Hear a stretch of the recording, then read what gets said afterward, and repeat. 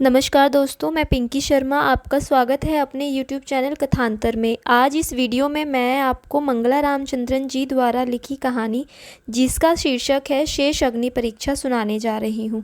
इस कहानी में उन्होंने दर्शाया है कि एक ऐसी लड़की जिसने बचपन से अभी तक केवल स्वाभिमान और आत्मविश्वास का ही पाठ पढ़ा और सीखा है, लेकिन उसका होने वाला पति उस पर अपना नियंत्रण रखना चाहता है और उसको अपनी मलकियत समझता है।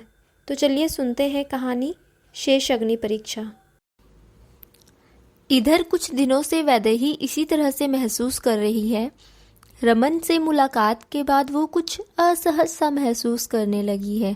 मन में असमंजस की स्थिति बनी रहती। कारण तो वो स्वयं भी ठीक से समझ नहीं पा रही है, पर यह स्थिति पिछले चंद महीनों में अधिक स्पष्ट रूप से महसूस कर पा रही है। रमन से वो पिछले 1.5 वर्षों से परिचित हुई है। ना तो कोई पहली नज़र वाला प्यार का मामला था, ना ही ऑफिस में साथ काम करते हुए रोज मिलते रहने का सिलसिला।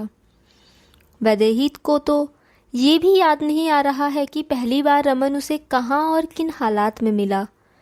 अब सोचने पर लगता है कि शायद वो स्वाभाविक या प्राकृतिक रूप से निर्मित वातावरण नहीं था, तभी तो उसकी याद दिल में बसी हुई नहीं है।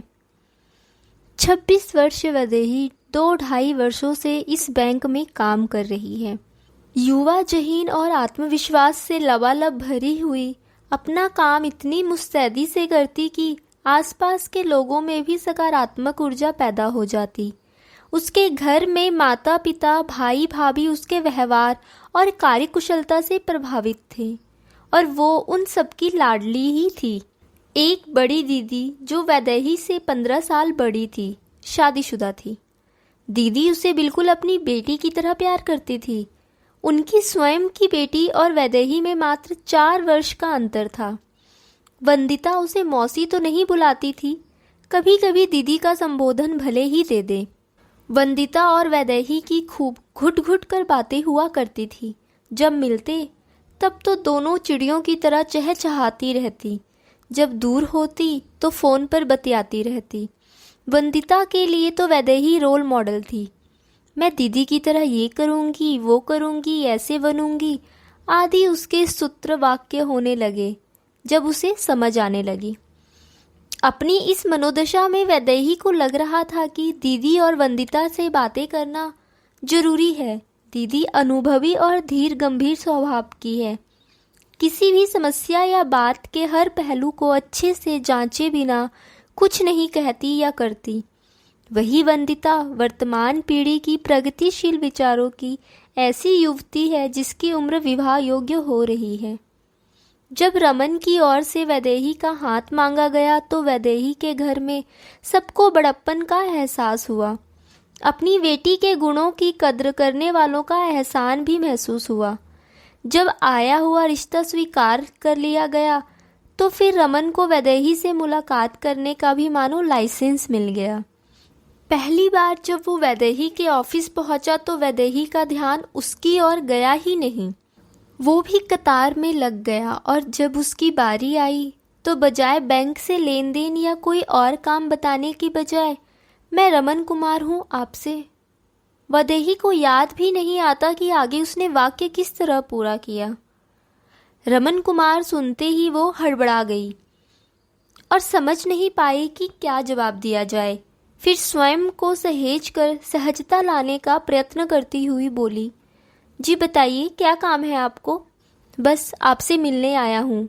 आप काम खत्म कर लें तो कहीं चलकर बैठते और बातें करते हैं। रमन कुमार की विश्वास भरी आवाज ने वैदेही को प्रभावित नहीं किया, ऐसा नहीं कहा जा सकता। उसके पीछे कतार में खड़े लोगों में कोई गलत धारणा न बन जाए, इस डर से वैदेही अतिरिक्त सहज और दोस्ताना अंदाज में बोली, आप कुछ इंतजार कर लीजिए, मैं काम खत्म करके जल्दी ही आती हूँ। वैदेही को रमन का साथ भला लग रहा था, पर इसके बाद उसका जब तब असमय बैंक में मिलने आना ठीक नहीं लगता था। बैंक के सहयोगी भी धीरे धीरे ताने मारने लगे। ऊपर के अफसरों का भी थोड़ा डर लगा रहता था। आखिर वैदेही ने रमन को एक दिन कह ही दिया कि बैंक में काम के समय वो नहीं आए तो अच्छा रहेगा। बैंक छूटने के बाद दोनों मिलते तो वैदेही को घर पहुंचते हुए रात हो जाती। हालांकि घर के सभी सदस्य प्रगतिशील विचारों के थे, पर रोज ही रात को देर हो जाने से वैदेही कुछ अटपटा महसूस करने लगी। आखिर उसने रमन को साफ साफ कह दिया, हम दोनों सप्ताह में किसी एक दिन शनिवार या रविवार को मिले, वो भी दिन ही दिन में, जिससे शाम तक मैं घर पहुंच जाऊं। छुट्टी के दिन मुझे खुद के भी कुछ काम निपटाने पड़ते हैं। रमन ने बड़ी नाटकीयता से कहा, जैसे भी हुजूर चाहे कहे वैसा ही होगा, पर हुजूर ये बताने की तकलीफ तो करें कि अब आपका खुद का अलग सा वो काम क्या है भला, जिसमें हम शामिल ना हों। वैदेही ने उसकी बात को हल्के अंदाज में ही लिया और मुस्कुरा कर कह दिया, मुझे ही नहीं सभी को, यहाँ तक कि आपको भी कुछ व्यक्तिगत काम तो होते ही हैं। बहुत जल्द ही वैदेही रमन के स्वभाव से कुछ असहजता महसूस करने लगी। वो तो ये समझा करती थी कि रमन उदार विचारों का बहुत ही भला और बड़े दिल वाला युवक है, पर चंद महीनों से उसकी बातचीत, हाव भाव सभी कुछ और ही इंगित करने लगी। कभी कभी तो वैदेही को लगता कि रमन उस पर अपनी मिल्कियत समझने लगा है। एक दो बार तो उसे लगा कि वो प्यार का हक जता रहा है, पर धीरे धीरे यह हक नियंत्रण रखने की तरह होने लगा। ऐसे हालात बनने लगे कि वैदेही चिंतित होने लगी। उसने अभी तक स्वाभिमान और आत्मविश्वास का पाठ ही पढ़ा और सीखा था। उसी के बल पर प्रगति करते हुए अपने पैरों पर खड़े होकर आत्मनिर्भर भी बनी। जब भी पति के रूप में किसी के बारे में सोचती तो भले ही चेहरा धुंधला और अस्पष्ट रहे, पर मित्रवत व्यवहार और पत्नी को व्यक्तिगत स्वतंत्रता देने वाले एक भले सहयोगी के रूप में ही उसकी कल्पना करती। वैदेही की मानसिक दुविधा बढ़ती जा रही थी। रमन वैदेही के वेतन की जानकारी लेकर आगे की योजना बनाने लगा था। देखो वेदु, सबसे पहले तुम कार लोन ले लेना, तुमको भी कितना आराम हो जाएगा। ड्राइवर तो तुम्हारा ये दास सोफर रमन कुमार ही बन जाएगा। उसका यूं अंतर्गता से विदु बुलाने लगना उसे शायद अच्छा भी लगता, पर आगे के वाक्य ने उसे चौंका भी दिया और अब चेतन में वो सचेत हो गई। वैदेही से कोई जवाब ना पाकर रमन ने उसके चेहरे पर आते जाते भावों को पढ़ा और असंतुष्टता की महीन जाली बुनते हुए देखा। तुरंत ही अपना सुर बदल कर बोला, कहाँ सोच में पड़ गई, मैं तो यूं ही कह रहा था हम पहले तो हनीमून की प्लानिंग करेंगे। अब तक वैदेही मन ही मन कुछ निश्चय कर चुकी थी। उन दोनों के विवाह की तारीख 3 महीने बाद की तय हुई है। इससे पहले दीदी और वंदिता से मिलकर चर्चा करने का उसका निश्चय दृढ़ हो गया था। घर पर माँ, पापा और भाई भाभी से बातें की और उसने इलाहाबाद के लिए 2 सप्ताह बाद के ट्रेन की टिकट बुक करवा लिए। अब उसे रमन का मिलने आना कुछ नागवार सा लगने लगा था। अभी से यदि वो वैदेही को और उससे जुड़ी चीज़ों को अपने नियंत्रण में रखने की कोशिश कर रहा है तो विवाह के बाद किस हद तक जा सकता है, ये सोचकर वो घबरा गई। वैदेही ने अपने इलाहाबाद जाने के बारे में रमन को बताया ही नहीं। उसके जाने से 2 दिन पहले रमन उससे मिलने आया। वैदेही उसके सामने यूं भी कम ही बोलती थी। उस दिन तो वो एक तरह से गूंगी ही बनी रही। उस दिन रमन अधिक उत्साह में था और वाचाल भी बहुत था। वही लगातार बातें करता रहा। यह भी अच्छा ही हुआ क्योंकि उसका ध्यान वैदेही के मौन की तरफ गया ही नहीं। विदु, सोचकर देखो ये कितना अजीब है कि पिछले वर्ष हम एक दूसरे को जानते भी नहीं थे, अब देखो अगले चंद महीनों में पति पत्नी बन जाएंगे।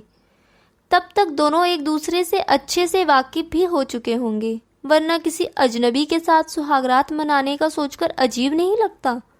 अच्छा हुआ कि उसने वैदेही की चिंतित मुद्रा पर अधिक गौर नहीं किया और आगे भी कुछ ऐसी ही बातें बोलता रहा।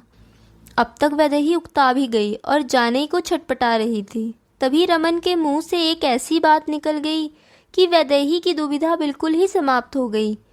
मैं सोचता हूँ कि हमें बच्चों के बारे में सोचना नहीं चाहिए, इस बारे में तुम्हारा क्या ख्याल है? अब तक बोर हो चुकी वैदेही के मुंह से निकला, मैं तो बहुत आगे का वैसे भी नहीं सोचती। जीवन में आज का महत्व मेरे लिए सबसे ज़्यादा मायने रखता है। आज की घड़ी बता रही है कि बहुत देर हो गई, मुझे अब चलना चाहिए। यह कहते कहते वो अपने पर्स को समेटकर खड़ी हो गई। चले जाना भाई, कुछ देर सवेर से इतना फर्क नहीं पड़ जाएगा, पर मेरे मन की आखिरी बात तो सुनकर जाओ। रमन अपनी आवाज़ में उत्सुकता का पुट मिलाकर इस तरह बोला कि वैदेही ठिठक कर रुक गई और रमन के चेहरे की ओर देखने लगी कि ना जाने अब कौन सा बम फूटने वाला है। सच ही रमन के मुंह से निकला वाक्य छोटा मोटा बम ही था। वेदु, हम दोनों बच्चा पैदा ही नहीं करेंगे, हम दोनों के बीच कोई तीसरा नहीं होगा जो हमारी खुशी में अड़चन पैदा करे। तुम भी इस बात से सहमत होगी, है ना? वैदेही से सकारात्मक जवाब पाने की उत्सुकता में टिकी रमन की निगाहें उसकी पीठ पर ही जम सकी, क्योंकि वैदेही बिना कुछ कहे ही निकल चुकी थी। काफी समय बाद वैदेही को रुई की तरह हल्कापन महसूस हो रहा था। दिमाग में कोई उलझन बाकी नहीं रह गई थी। रमन से रिश्ता तोड़ने के ख्याल से ही वो खुशी महसूस करने लगी। अब तो उसने फैसला ही कर लिया कि वो भले ही कंवारी रह जाए, पर रमन से विवाह तो वो किसी भी कीमत पर नहीं करेगी। बीच में एक दिन था और उसके अगले दिन का इलाहाबाद का टिकट था। उसे लगा कि भाभी को कम से कम अपनी मनोदशा और फैसले के बारे में बता देना चाहिए। उसी दिन रात को उसने पिछले कुछ समय से रमन का जो व्यवहार था उसका खुलासा भाभी के सामने किया। भाभी चौंकी जरूर, पर उन्होंने यही कहा, गुड्डी, अच्छा हुआ अभी ही उस आदमी की प्रवृत्ति का अंदाजा लग गया, नहीं तो तुम्हारा जीवन ही बर्बाद हो जाता। मैं तुम्हारे भैया से बात करती हूँ और रमन से छुटकारा पाने का रास्ता खोजते हैं। तब तक तुम दीदी के यहाँ 4 दिन रहकर कुछ तरोताज़ा हो जाओ और इसे बुरा सपना सोचकर भूल जाना। दीदी और भैया उसे गुड्डी ही बुलाते थे। भाभी को उसका नाम अच्छा लगता था, सो पूरा नाम लिया करती थी और सभी को कहती थी कि नाम को बिना बिगाड़े पूरा लिया करें। उनके मुंह से गुड्डी सुनकर वैदेही को लगा कि भाभी उसका रक्षा कवच है। इलाहाबाद दीदी के यहाँ पहुंचकर तो वो अपनी पुरानी मनहस स्थिति में आ चुकी थी। जीजाजी स्टेशन से उसे लेकर आए और दीदी से बोले, गुड्डी के चेहरे पर कितनी चमक और आत्मविश्वास का नूर बरस रहा है। मनोरमा दीदी ने भी मुस्कुराते हुए उसकी ओर देखा और पति से बोली, आप कहीं उसे नज़र न लगा देना। ये बातें सुनते हुए बंदिता बाहर आई और बोली, मेरे दीदी के चेहरे पर आत्मविश्वास की चमक है और आत्मनिर्भरता की रंगत। जीजा जी के ऑफिस चले जाने के बाद वैदेही ने दीदी को सारी बातें खुलकर बताई और साथ ही अपना फैसला भी सुना लिया। हालांकि दीदी ने कहा, गुड्डी, ये बहुत बुरा हुआ, माँ पापा को तो जैसे सदमा ही लग जाएगा, पर अगले ही पल बोल पड़ी, तू चिंता न कर, तूने जो भी किया ठीक किया। शादी से पहले ही जो व्यक्ति इतना पॉजेसिव है वो शादी के बाद तो तुझे गुलाम की तरह रखने लगता। मैं भाई से बात करती हूँ और उसे भी समझाती हूँ कि तुम एक बड़े हादसे से बचकर आई हो। बंदिता ने भी सारी बातें सुनी। वैदेही के विवाह में मौज मस्ती करने का जो उसका प्लान था वो चौपट होता देखकर थोड़ा मलाल जरूर हो रहा था, पर उसके खुराफाती दिमाग ने तुरंत फुरत अपने पापा से कहकर पिकनिक का कार्यक्रम बनवा लिया। पहले ही 1-2 बार सीतामढ़ी जाने का कार्यक्रम बनाने की कोशिश की थी, पर कुछ जम नहीं पाया था। इलाहाबाद से लगभग 70 किलोमीटर दूर है सीतामढ़ी। सुबह सुबह शीतल हवा के झकोरे लेते हुए कार में चले गए। पहाड़ी पर बहुत ही बड़े हनुमान जी की प्रतिमा थी। सीता जी का मंदिर बाहर से इतना सुंदर और भव्य है, वही तीनों ओर से तमसा और गंगा नदी का पानी उसे और भी मनमोहक बना देता है। पास के तालाब में खिले असंख्य लाल कमल देखकर तो उन चारों का मन एक अकथ्य शांति और प्रसन्नता से भर गया। आखिर जीजा जी ही बोले, तुम लोग बस यही देखते रहोगे कि मंदिर के अंदर भी जाओगे? मंदिर के प्रथम तल में सजी धजी लाल रंग की साड़ी में सीता जी की बहुत ही सुंदर मूर्ति है। उसे निहारने से दिल भरता ही न था। निचले तल में गेरुए वस्त्र में अग्नि में समाहित होती हुई सिया की जीवंत मूर्ति यूं लग रही थी कि जैसे आंखों के सामने ही सिया भूमि में समा रही हो। वातावरण कुछ गमगीन और भारी हो गया था। बंदिता ने चुप्पी तोड़ी। भगवान राम सीता के प्रति कितने निर्दयी हो गए थे, तब भी सिया रानी हर जन्म में श्री राम को ही पति परमेश्वर के रूप में चाहती थी। महिलाएं सेंटिमेंटल होती है या कुछ मेंटल? दीदी बोली, वो जमाना तो कुछ अलग ही था। तब पुरुष भी मर्यादावान होते थे।